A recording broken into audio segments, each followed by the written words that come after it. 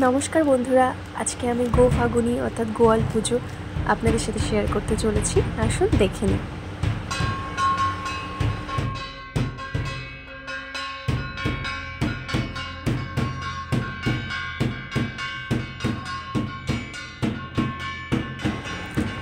এই যে এই বাচ্চাগুলো বসে যে পায়েসটা খাচ্ছে, এদেরকে রাখাল বলা হয়।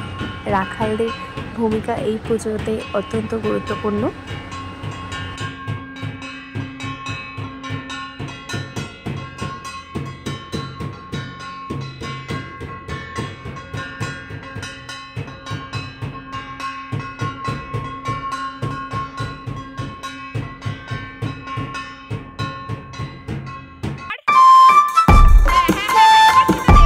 রাখাল বালকরা কলা পাতায় প্রসাদটা খেয়ে এই কলা পাতা দিয়ে গরুকে পিঠের মধ্যে থাপড়ায় এবং বলে যে গরু যেন বছর বছর বাচ্চা দেয় এবং ভালো দুধ হয় এবং গরুর সুস্বাস্থ্য যেন থাকে।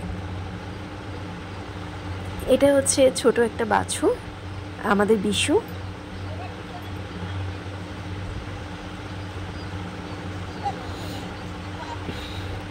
পুজো শেষ হয়ে গেছে এবং এরপরে সবাইকে প্রসাদ বিতরণ হবে।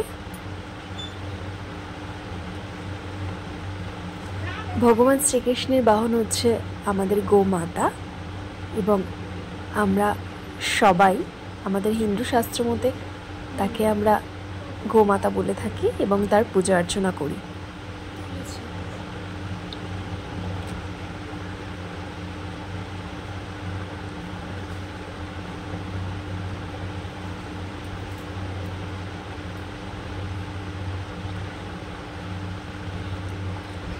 গোমাতার জন্য মালা গাঁথা হয় এবং তাকে পরানো হয়, তার কপালে সিঁদুরও দেওয়া হয়। আজকের দিনে তাকে পূজা করি আমরা। ভিডিওটি ভালো লাগলে অবশ্যই লাইক শেয়ার করবেন। ভালো থাকবেন।